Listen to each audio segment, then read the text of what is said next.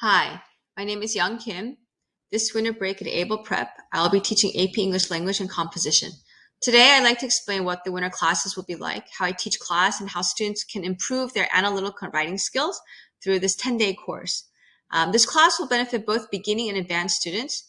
I explain how to approach and write the 3 different types of essays and give individualized feedback to every student. So weak and strong writers alike will receive personalized comments despite being in a group class. In this presentation, I will also provide a mini lesson on how to analyze rhetorical strategy passages. So if there are any students who are struggling with rhetorical analysis or want to see how I teach, please encourage them to take a look at this presentation. Let me first go over the AP test format. As you can see, there's a multiple choice portion and a writing portion requiring 3 different essays. The multiple choice is very similar to SAT 1 reading and writing test. The reading questions are very similar to SAT 1 in that you have to find the main idea of a text and understand the key concepts, but it's different in that you have to understand rhetorical devices and their usage. The writing section of the multiple choice is almost exactly the same. There's no grammar part, but it's the same in that you have to edit sentences. You have to fix sentences or reorganize paragraphs. What I've noticed is students who do well on the SAT do well on the AP Lang MCQ, and students that are weak on SAT 1 reading will typically be weak on the AP Lang multiple choice. So what do I mean by strong and weak? Basically, if you're getting about 5 wrong on the SAT 1 reading section, you will do well on the AP Lang MCQ. If you're getting somewhere between 9 and 12 wrong on the reading section of the SAT 1 MCQ, you will struggle a little bit on the AP Lang MCQ. So basically, if you are getting about 9 to 12 wrong on SAT 1 reading, there's a high chance that you cannot get anything higher than a 4 for your overall score for AP Lang. The winter classes will not focus on multiple choice. This is just simply because of lack of time. I will be giving out mini multiple choice reading quizzes, but the purpose of this is to show students what their level is. That way they can figure out whether or not they need to work on MCQ in the future, right? So the second part of the exam is based on 3 different essay questions. There's something called the synthesis question, rhetorical analysis, and argument. Students usually find prompt number 2, rhetorical analysis, to be the most difficult. They have to read a passage, analyze what rhetorical strategies the speakers use to persuade their audience of their argument. For many students, school teachers don't practice analyzing passages, or even if they do, teachers do not provide enough feedback on their writing. A lot of students don't understand how to analyze well, or they don't know why or how to improve their writing. They don't know what's weak in their writing. Teachers don't necessarily provide enough feedback for this. So this is the winter syllabus. We will focus a lot on the rhetorical analysis. Day 1 through 4, I will focus on only rhetorical analysis in class. Day 5 to 7, we'll do rhetorical analysis and synthesis. And then from day 8 to 10, we'll do rhetorical analysis and argumentative. And then in class, we will have guided in-class writing. So in class, we will read passages from past exams, and we will analyze them in class. And then at the end of the class, students will begin writing. So typically, they should be able to write at least 1 paragraph, maybe 2, at the end of class before they leave. The reason why I have guided in-class writing sessions is because, most importantly, a lot of students don't know how to write properly, or they have questions. So if they do it in class, I give them immediate feedback about what they need to improve. So this gives students an idea about what they're doing right and what they're doing wrong. So students that do their homework will have a better idea of how to write their essay. Another reason why I do guided in-class writing is that a lot of students don't do their homework, whether because they're too busy or because they're not motivated enough. There are quite a few students who will not write their essays. And there's no way that you can improve, or there's no way to figure out what you're doing right and wrong, and there's no way to improve if you don't actually write your essays. So the class time gives students an opportunity to write something. So this will give students a chance to learn to write based on the AP rubric. Students that do their homework, they will, I will give feedback on their whole essay, and they'll have an opportunity to rewrite parts of their essay if they so choose to. So if the student is very busy and they don't really have time to write essays, I would suggest taking the winter class. It gives them an opportunity to write in class. And the other thing about the winter classes is that, unlike other classes, AP Lang isn't necessarily cumulative. So it's a 2-week course, about 5 days per week.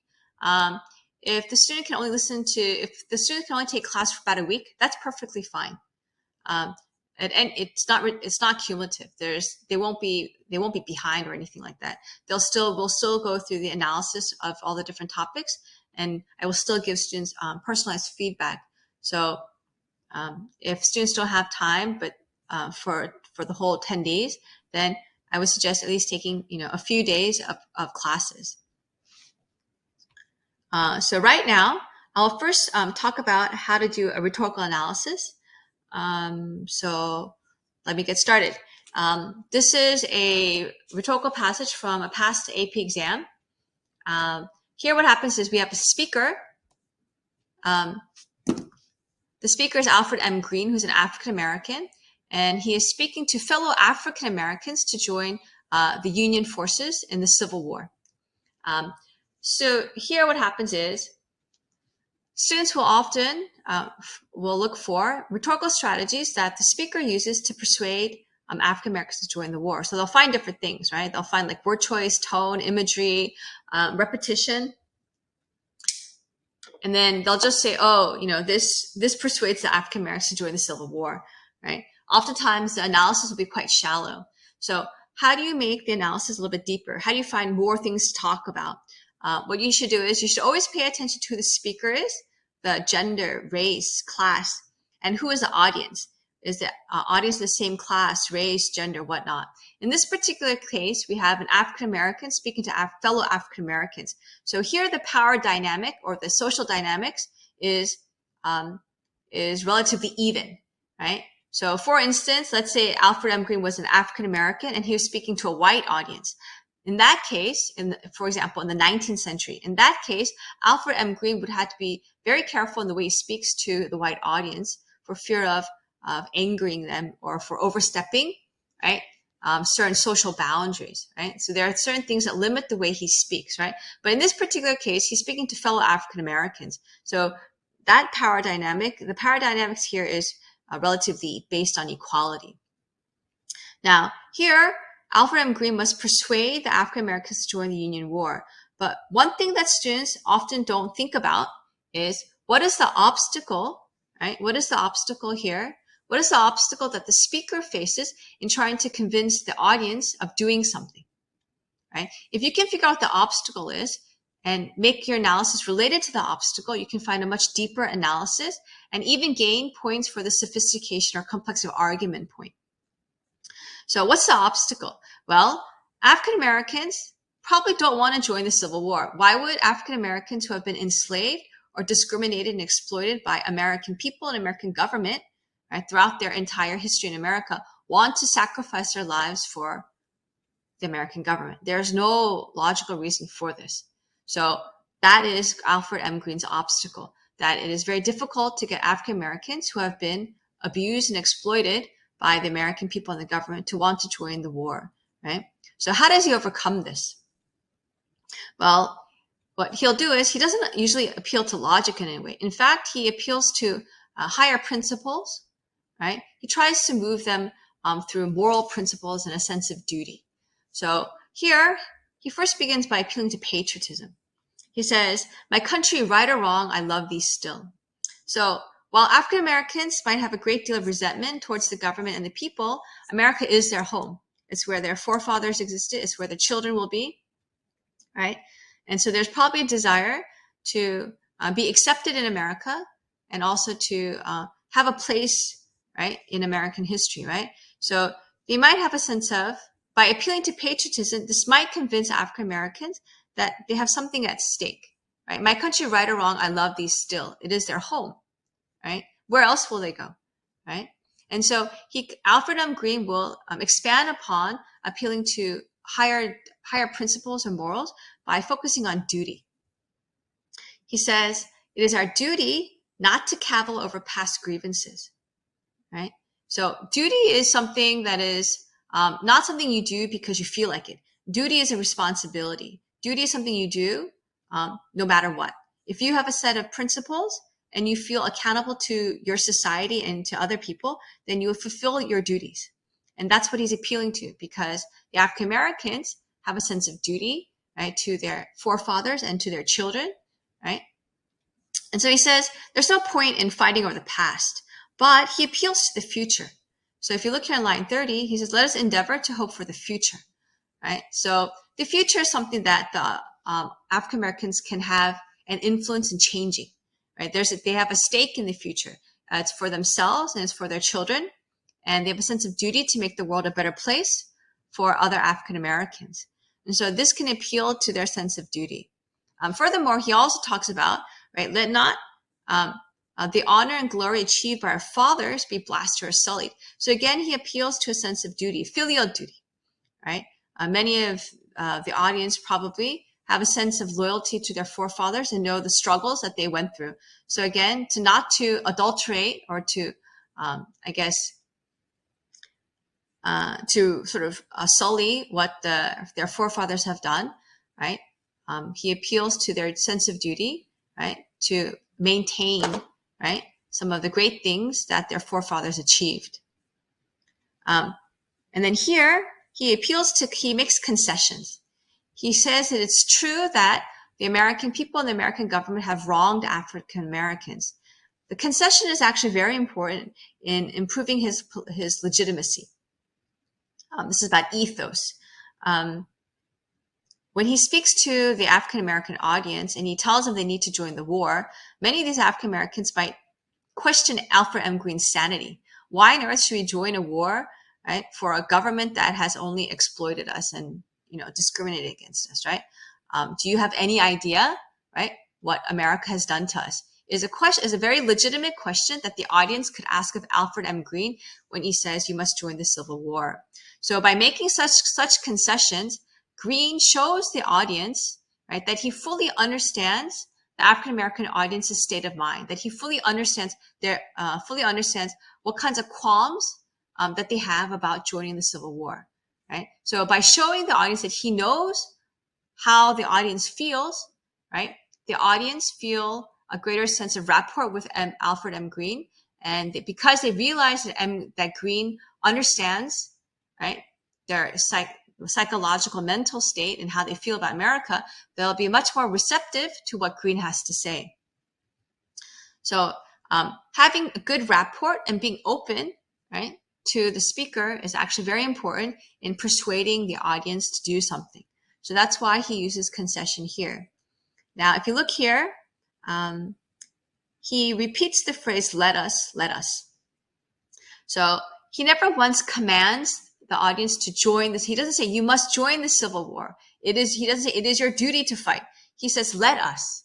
So the reason why he does this is, if he commands them, again, the audience may not respond well to a command. They've been commanded their whole lives. They have no choice in many of the things that they do. So that would just push the audience farther away from Alfred M. Green's purpose. But by saying, let us, he's giving them a choice. He's saying, we have a choice. Let us join. Let us do these things. And so here, because this gives the audience a greater sense of autonomy, the audience will be more likely to perhaps join the Civil War. Furthermore, by saying, let us, the speaker incorporates himself into the situation. He's not saying you need to join the war. He's saying, I too will join the war. So again, that increases his legitimacy because he too is willing to sacrifice himself. He sacrificed life for this cause. So this is a very, very short, very quick analysis that I'm providing. Obviously, I spent a little more time in class, but this is some of the ways in which I analyze the passage, and this is what we will do in class every day. After we go through the analysis, I will show students how to organize their essays and how to write it. On the real essay, you need to have an introduction, and 3 body paragraphs would be best. This is the rubric. There's a rubric for all 3 essays. In this presentation, I will only show the rubric for rhetorical analysis. It's for sake of time. You get 1 point for writing a thesis. That's row A. For row B, you get a maximum of 4 points. You have to have three arguments. You have to give me 3 different rhetorical strategies and provide evidence, and then explain how this supports the topic. Right? Now, students have a difficult time providing consistent analysis for every single paragraph. If you can do that, you can get 4 points. And the last row is called sophistication. You can get this point through something called sophistication of thought, or complex understanding, or even like having very good style. So if you're a very good writer, that sheer talent alone will give you 1 extra point. So in class, I try to focus on complex understanding, or understanding the audience's psychology or mental state. What is the obstacle? And then how does the speaker overcome that? So I try to make students provide that type of analysis, which will help them gain 1 point. Prompt number 1 is the synthesis. Here what happens is the student will be given 6 to 7 different documents. They're asked to write an essay. This particular prompt was talking about the honor code. Should there be honor code? Should you get rid of it? Should you modify it? And so students will be required to use at least 3 documents to write an essay. So in class, we'll do a few synthesis practices. I'll teach students how to read very quickly. As you can see, some of these are very long. You only need to use 3 to get full credit. I teach students how to organize their essay, and then how to use different stylistic devices, which also is important for getting complexity points.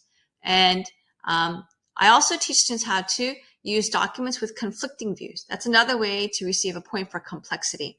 A lot of students tend to just pick documents that all say the same thing and put them into 1 paragraph. But instead of doing that, you want to probably use different documents with different views, right? And reconcile those differences. The last essay is prompt 3. It's the argumentative essay. Students will be given a prompt, and they're asked to develop their position. So basically, do you agree, disagree, or qualify? So again, in class, we might have a brief discussion about some of these topics, so students can have an idea about what kinds of things can be discussed during this essay. And then again, I will go over essay organization, talk about different types of examples, and again, focus on stylistic devices, and eventually we'll do lots of outlining.